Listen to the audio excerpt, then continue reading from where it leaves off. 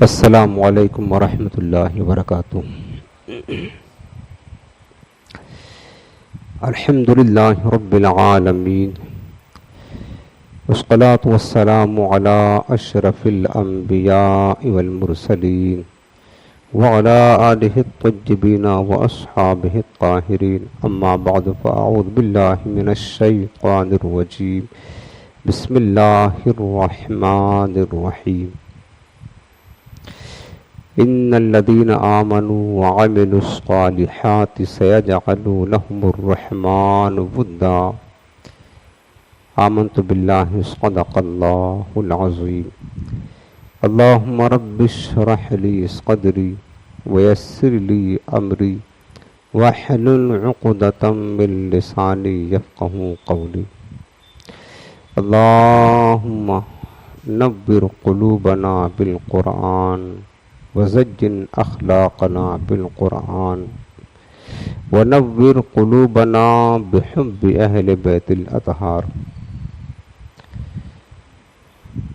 رسول کریم رؤوف الرحیم صلی اللہ تعالی علیہ وآلہ وسلم ارشاد فرماتے ہیں، زینوا مجالسکم بالصلاۃ علیہ فإن صلاتکم علیہ نور لکم یوم القیامہ۔ میرے آقا فرماتے ہیں، تم اپنی مجلسوں کو مجھ پر درود پاک پڑھ کر آراستہ کرو، تمہارا درود پاک پڑھنا بروز قیامت تمہارے لیے نور ہوگا۔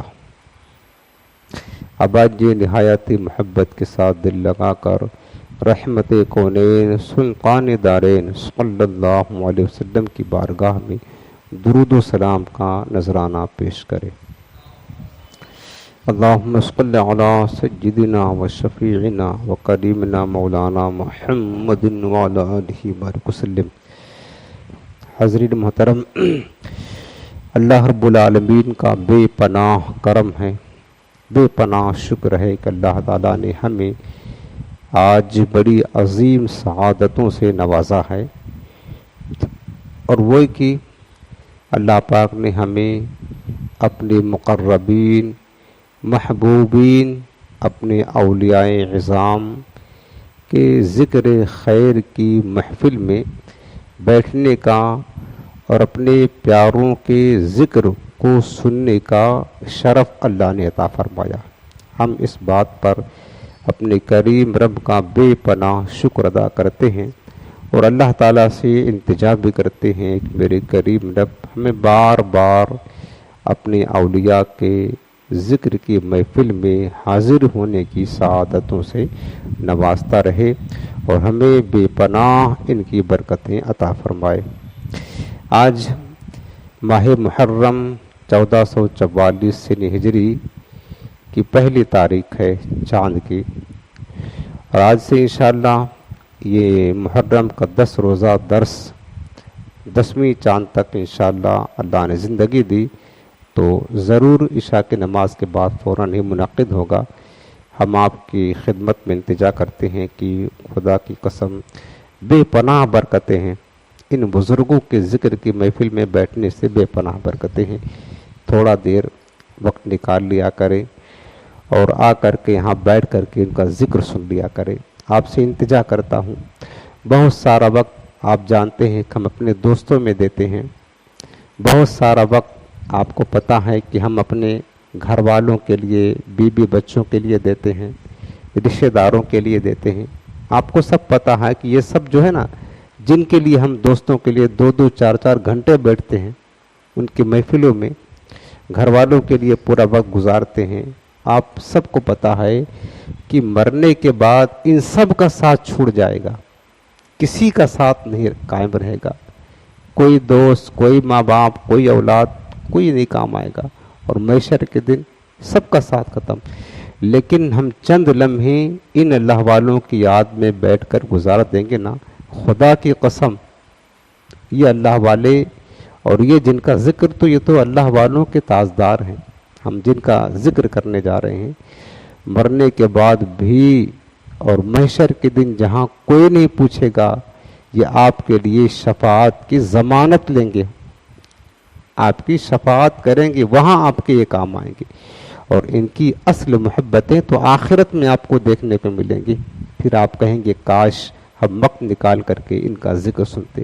ویسے بھی جن کا ہم تذکرہ اہل بیت اور صحابہ کا کرنے کے لیے بیٹھے ہیں نا، ان کا تذکرہ ساری امت پر، ان کا احسان ساری امت پر بہت بڑا ہے، ہم لوگوں پر ان کا احسان بہت بڑا ہے۔ اگر انہوں نے قربانیاں نہ دی ہوتی نا تو آج یہ دین ہم تک نہیں پہنچتا، آج ہم مسلمان نہ ہوتے، یاد رکھنا۔ آج ہم بھی مندروں میں جا کر کے ماتھے پہ ٹیکا لگا کر کے گھنٹیاں بجا رہے ہوتے، بتوں کے سامنے سجدے کرتے ہوتے، اور ہمیشہ کے لیے جہنم ہمارا مقدر بنتا۔ لیکن کتنا بڑا احسان ہے کریم رب کا، ان بزرگوں نے کیسی قربانیاں دی یار، عقل حیران ہو جاتی ہے۔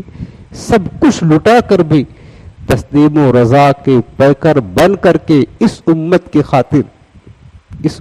خاطر انہوں نے جو قربانیاں پیش کی، بے مثال ہے، لاجواب ہے، بے نظیر ہے۔ ویسے بھی ہمارا فریضہ بنتا ہے اپنے محسن کا ہم احسان کا شکریہ ادا کریں، یہ لازم ہے ہم پر۔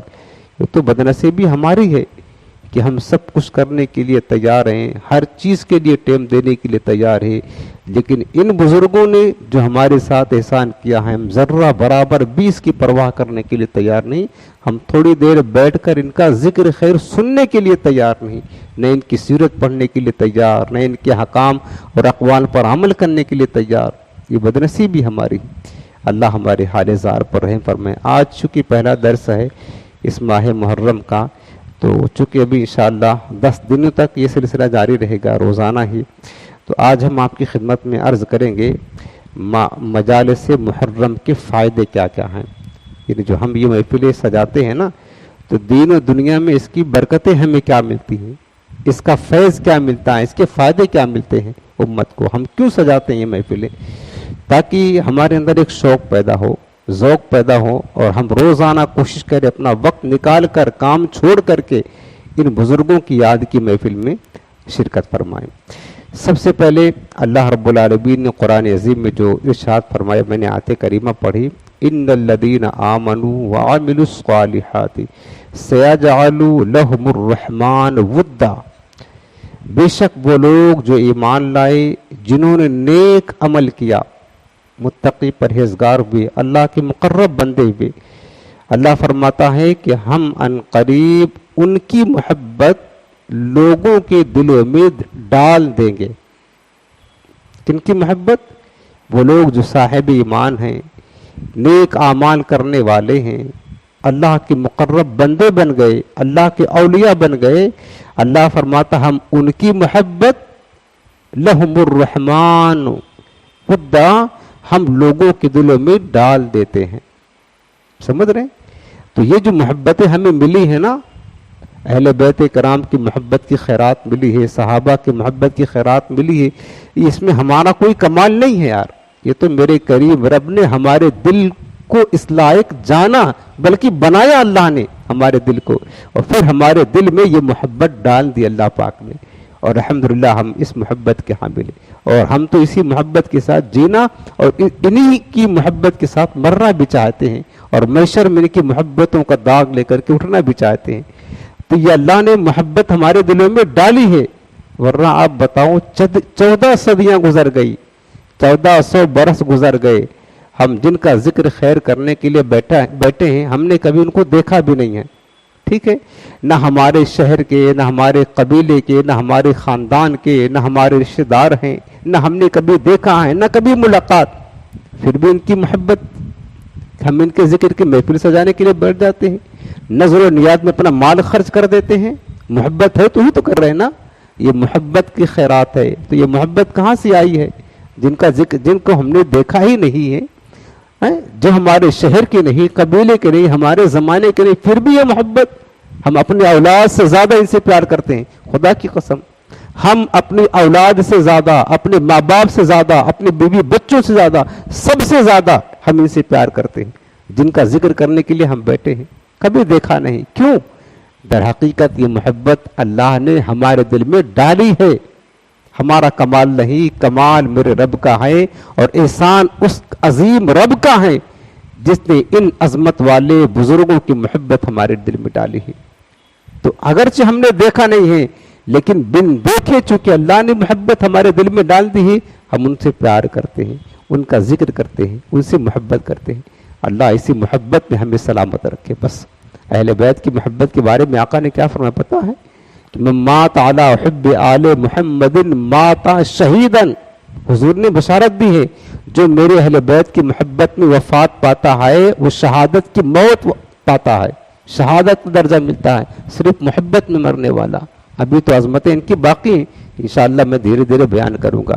تو مجالس محرم کے جو فائدے ہیں، ایک حدیث پاک آپ کو عرض کرتا ہوں، یہ حدیث قدسی ہے۔ امام جلال الدین السیوطی الشافعی رحمۃ اللہ علیہ نے تفسیر در منصور میں الا ان اولیاء اللہ لا خوف علیہم، یہ جو آیت کریمہ ہے اولیاء کے شان میں، اس آیت کے تحت لکھا ہوا ہے حدیث پاک، اور حدیث قدسی ہے۔ اللہ تعالیٰ فرماتا ہے، اللہ کیا فرماتا ہے؟ ان اولیاء من عبادی واحبائی من خلقی الذین یذکرون بذکری واذکر بذکرہم، فرماتا ہے کہ بے شک میرے بندوں میں سے کچھ میرے اولیاء ہیں۔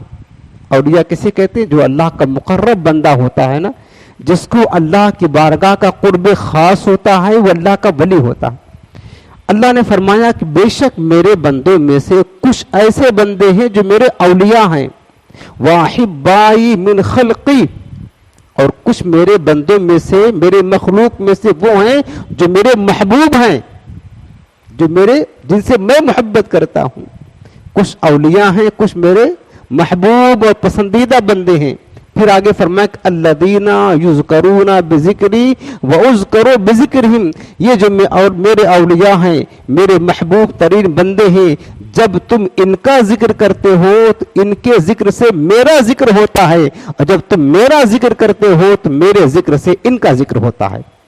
اللہ نے اپنے اولیاء کے ذکر کو اپنے ذکر کے ساتھ اتنی مناسبت دے دی ہے، اتنی قربت دے دی ہے کہ خود فرمایا لوگوں ان میرے اولیاء کا ذکر در حقیقت میرا ذکر ہے، میرا ذکر در حقیقت ان اولیاء کا ذکر ہے۔ جب تم انہیں یاد کرتے ہو تو تمہیں میری یاد آتی ہے، جب تم مجھے یاد کرو گے تو تمہیں ان کی یاد آئے گی۔ اب یہ کیسے ہوگا؟ یقین سی بات ہے، جب ہم امام حسین کو یاد کریں گے، اللہ کے اولیاء کی یاد کریں گے، صحابہ کی یاد کریں گے، تو کیوں یاد کر رہے ہیں؟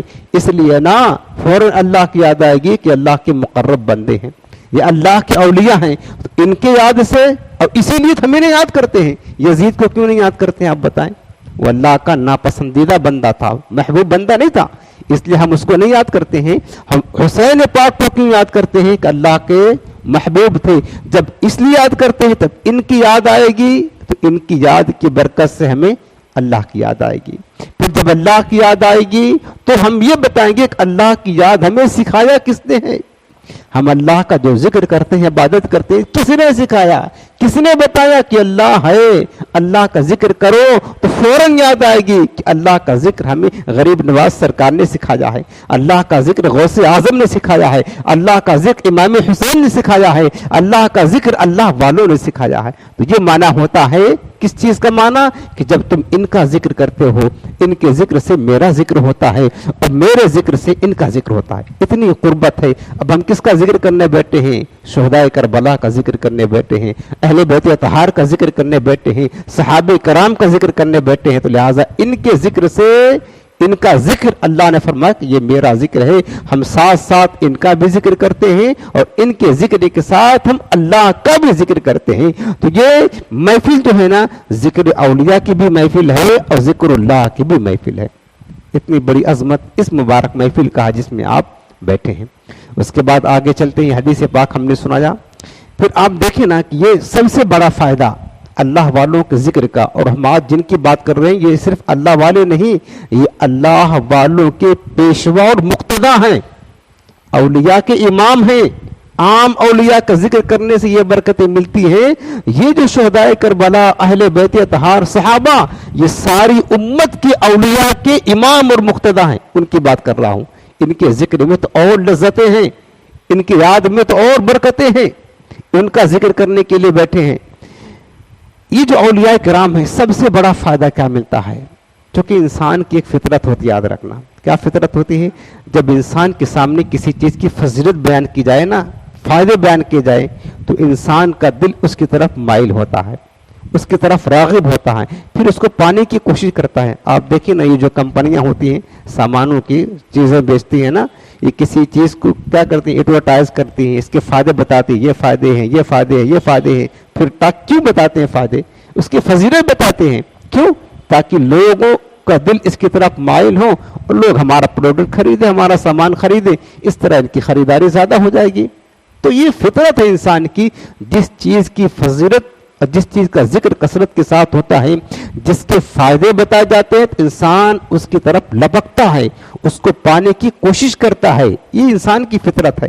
تو لہٰذا جب ہمیں بھی یہ پتہ ہوگا کہ اللہ والوں کے ذکر کی محفل میں حاضر ہونے کے فائدے کیا ہیں، اس کی برکتیں کیا ہیں، کیا ملتا ہے، تو ہمارا دل بھی ان محافل کی طرف آنے سے، ان کی طرف رغبت کرنے سے، شرکت کرنے سے ہمارا دل چاہے گا کہ ہم اس میں شرکت کریں. سب سے بڑا فائدہ ہوتا ہے. دیکھو دنیا کی جو دولتیں ہیں نا، یہ ساری نعمتیں تو ہیں، لیکن سب سے بڑی نعمت اور دولت ایک مسلمان کے لیے ایمان ہے.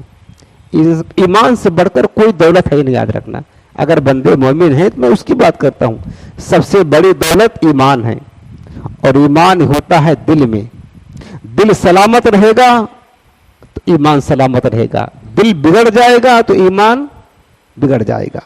سب سے بڑی دولت آپ کو ملتی ہے، آپ کو سب سے بڑی دولت اللہ والوں کے ذکر کی برکت سے. وہ بتا رہا ہوں، سب سے بڑا فائدہ، دنیا کی سب سے بڑی دولت وہ ایمان ہے. اور اللہ والوں کے ذکر کی برکت سے کیا فائدہ ملتا ہے؟ حضرت جنید بغدادی رضی اللہ تعالیٰ عنہ، نام سنا ہوگا آپ نے، یہ میرے غوث پاک کے مشائخ میں سے تھے. جنید بغدادی سید الطائفہ کہا جاتا ہے ان کا لقب. حضرت جنید بغدادی کی خدمت میں ایک مرید نے عرض کیا کہ حضور یہ بار بار اللہ والوں کا ذکر کرتے ہیں، آپ بار بار اولیاء کے قصے سناتے ہیں، کیا فائدہ ملتا ہے؟ یہ سوال جنید بغدادی سے کیا گیا. اب میں وہ جواب اپنا نہیں دے رہا ہوں، میں جواب سرکار جنید بغدادی کا دے رہا ہوں. جب مرید نے سوال کیا کہ حضور آپ بار بار اللہ والوں کے ذکر کے محفل سجا کر بیٹھ جاتے ہیں، اللہ والوں کے قصے واقعات سناتے ہیں اولیاء کرام کی، کیا ہے، کیا مطلب ہے اس کا؟ تو حضرت جنید بغدادی نے جواب دیا، فرمایا الحکایت جند من جنود اللہ. یہ جو اللہ والے کے ذکر ہے نا، اللہ والے کے واقعات ہم تمہیں سناتے ہیں، در حقیقت اللہ والوں کے واقعات اور حکایتیں اللہ کے لشکروں میں سے ایک لشکر ہے. کیا ہے یہ جو اللہ والے اولیاء کرام کی حکایتیں ہیں، ان کے واقعات ہیں، ان کے قصے ہیں، ان کا ذکر ہے، یہ کیا ہے؟ سرکار جنید بغدادی فرماتے ہیں یہ اللہ کا لشکر ہے، لشکر. یقوی بہا قلوب المریدین. اللہ تعالیٰ ان لشکروں کی برکت سے طالبین، محبین، مریدین کے دل کو تقویت عطا فرماتا ہے، قوت دیتا ہے، ان مریدین کے دلوں کو مضبوط رکھتا ہے ایمان پر. یہ لشکر ہیں. جب کسی ملک کا لشکر طاقتور ہوتا ہے نا، تو اس ملک کی حفاظت رہتی ہے. یہ اولیاء کرام کا ذکر جو ہے، ان کی حکایت، یہ اللہ کا لشکر ہے. اس لشکر کی برکت سے ہمارے دل شیطانی خلل سے، ہمارے دل شیطانی دخل اندازی سے محفوظ رہتے ہیں، اور ان اولیاء کرام کے ذکر کی برکت سے شیطان ہمارے دل پر حملہ کر کے ہمارا ایمان ضائع نہیں کر پاتا ہے. اس لیے آپ دیکھیں، جو لوگ اولیاء کرام کا ذکر کرتے ہیں، سنتے ہیں، ان کے ذکر میں بیٹھتے ہیں، اولیاء سے محبت کرتے ہیں، ان کا ایمان سلامت رہتا ہے، کیونکہ یہ لشکر پہرا دیتا ہے اس دل پر. پھر شیطان ایمان چوری نہیں کر پاتا، کیونکہ دل میں سب سے بڑی دولت پوشیدہ ہے. وہ کیا؟ تمہارا ایمان ہے. تمہارا ایمان سب سے بڑی دولت، دنیا کی ہر نعمت سے بڑھ کر نعمت ایمان ہے. یہ لشکر پہرا دیتا ہے. اب اس کے بعد اس مرید نے پوچھا کہ حضور بات تو صحیح ہے، لیکن یہ بات تو آپ کی ہے، جو کوئی قرآن و حدیث سے سند پیش کر دیں اس پر، تاکہ اور زیادہ مضبوطی آ جائے. پھر آپ نے سورہ ہود کی آیت نمبر 120 پڑھا. واللہ نے فرمایا وَقُلًّا نَقُصُّ عَلَيْكَ مِنْ أَنْبَاءِ الرُّسُلِ مَا نُثَبِّتُ بِهِ فُؤَادَكَ.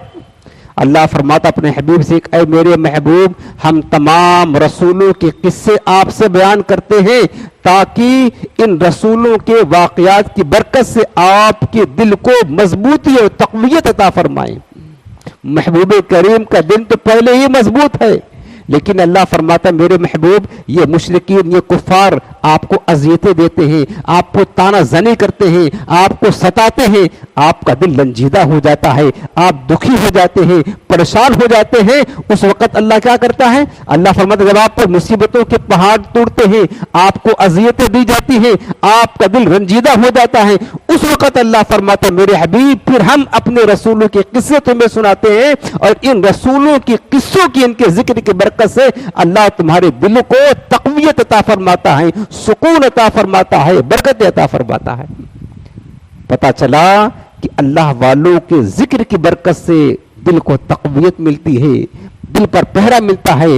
اس لیے صوفیہ فرماتے ہیں حکایت صالحین، اللہ والوں کی حکایت، ان کی سیرت، ان کے ذکر وہ چیز ہے نا جو ذکر ہوتا ہے، جب ان کا ذکر ہوتا ہے تو اس ذکر کے جو انوار ہیں یہ دل کے ارد گرد حصار باندھ لیتے ہیں، پہرا حفاظتی پہرے پر لگ جاتے ہیں۔ یہ کون چیز؟ یہ اللہ والوں کا ذکر ایک نورانی شکل میں بندے مومن کے دل پر پہرے لگا دیتے ہیں، حفاظت کرنا شروع کر دیتے ہیں۔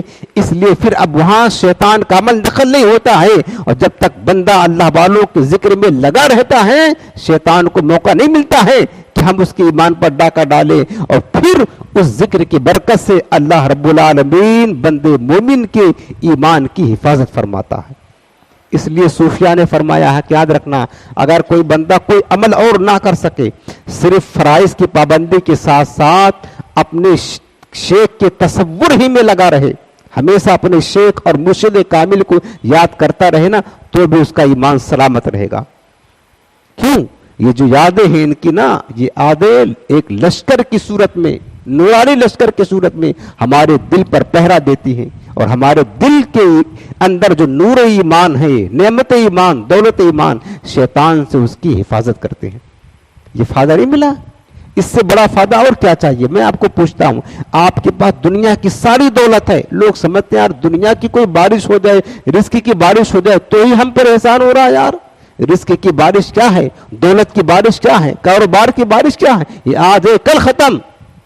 بتاؤ میں آپ کو پوچھتا ہوں، آپ کے پاس ساری کائنات کی دولت، ہیرے جواہر، سونے چاندی سب جمع ہو جائیں، لیکن ایمان نہ ہو، جب ان کی فضیلت بیان ہوگی ہمارا دل ان کی محبت کی طرف مائل ہوگا۔ جب ان کی محبت مل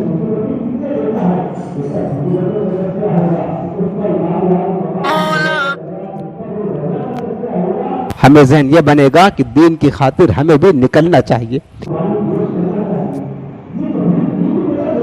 کہ ہمارے محسن نے، ہمارے اسلاف نے ہمارے اس دین کو ہم تک پہنچانے کے لیے کیا کیا قربانی پیش کی، یہ تو کم سے کم معلوم ہوگا۔ یہی احساس ہونا کیا کم ہے؟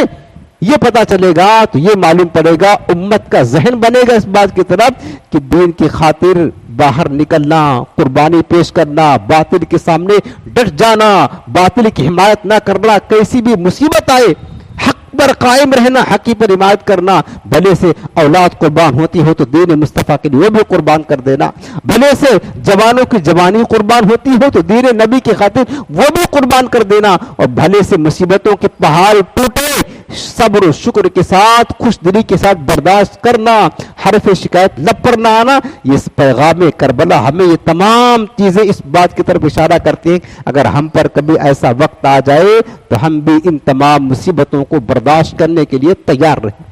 یہ فائدہ ملے گا ہمیں کہ ہم بھی تیار رہیں، اپنے بزرگوں کی قربانیاں امت کو یاد رہیں۔ آج جو خرابی ہے نا، ہمارے جوان اپنے بزرگوں کی، مجاہدین کی قربانیاں پڑھتے ہی نہیں ہیں، جانتے ہی نہیں، انہیں پتہ ہی نہیں ہے کہ یہ دین کتنی مصیبت سے ہم تک پہنچا ہے۔ تو پھر نتیجہ کیا نکلا؟ جب انہیں اپنے دین کے بارے میں پتہ نہیں ہے تو دنیا کی محبت میں غرق ہو رہے، پھر وہ عیاشی میں لگے ہیں، وہ سمجھتے ہیں کہ دین مفت میں ہم کو مل گیا ہے، اور اس طریقے سے وہ دین کی کوئی پرواہ ہی نہیں کرتے ہیں اور نہ دین کی کوئی قدر و قیمت جانتے۔ یہ خرابی ہے۔ کاش اگر ان نوجوانوں کو ہمارے اسلاف کی قربانیاں صحیح طریقے سے یاد ہوتی اور ان کے سینے میں دل ہوتا نا، یہ آج ضرور اس بات کا احساس کرتے اور دین کی خاطر قربانیاں پیش کرنے کا جذبہ رکھتے۔ امت کو یہ فائدہ ملتا ہے۔ چوتھا فائدہ محافل محرم منعقد کرنے کا وہ یہ ہے کہ جب یہ محفلیں ہوں گی یہ بھی پتا چلے گا نا کہ جن لوگوں نے کربلا کے میدان میں امام علی مقام کو ستایا ان یزیدیوں نے کس کے لیے کیا تھا؟ دنیا کی خاطر کیا تھا، دنیا کی دولت کے لیے، حکومت کے لیے، منصب کے لیے، دنیا کی محبت میں اہل بیت اطہار، اہل بیت رسالت کی گستاخی کی، اذیتی، تکلیفیں دی۔ اس کے بعد ان کا انجام کیا ہوا؟ وہ عبرت کا نشان کس طرح بنے؟ حدیث پاک میں ہی قتل حسین کے بدلے میں 1,40,000 یہودیوں کو بے دردی کے ساتھ مارا گیا۔ دنیا ہی میں یہ انجام ان کا ہوا، انجام بد ہوا، یہ عبرتناک ان کو سزا ملی، ان گستاخیوں کا بدلہ ملا، اور آخرت کی جو سزا ہے وہ الگ ہے۔ تو جب امت کو یہ پتا چلے گا کہ اہل بیت اطہار کی، صحابہ کی، بزرگوں کی، اللہ والوں کی گستاخی یہ بہت خطرناک چیز ہے، اس کا انجام بہت برا ہوتا ہے، دنیا میں بھی اس کی سزا ملتی ہے اور آخرت میں اس کی سزا ملتی ہے، تو امت اہل بیت کرام کی شان میں گستاخی کرنے سے باز رہے گی، یہ فائدہ ملتا ہے۔ باز رہے گی تو اس کا ایمان و دین سلامت رہے گا۔ اس کے بعد پانچواں فائدہ یہ ملتا ہے، آخری بات، فوائد تو بہت مجالس سے ذکر کی، آخری بات فائدہ یہ ملتا ہے کہ جب مجلس محرم اہل سنت منعقد کریں گے تو اہل سنت جب کریں گے تو شان صحابہ بھی بیان کریں گے، شان اہل بیت بھی بیان کریں گے، پھر ان کا ایمان سلامت رہے گا۔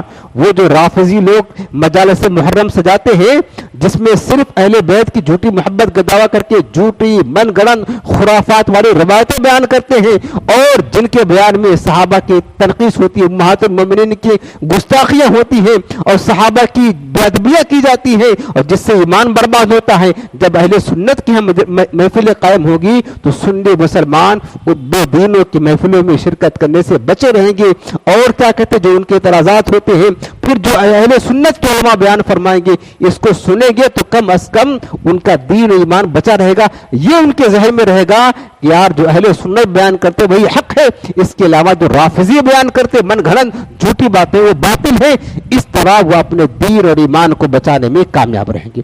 یہ فوائد ہوتے ہیں مجالس محرم کے منعقد کرنے کا، اور بھی بے شمار دنیا اور آخرت بہت سارے فائدے ہیں، بہت ساری بلائیں ان کے نام کی برکت سے دور ہوتی ہیں، بہت ساری مصیبتیں دور ہوتی ہیں۔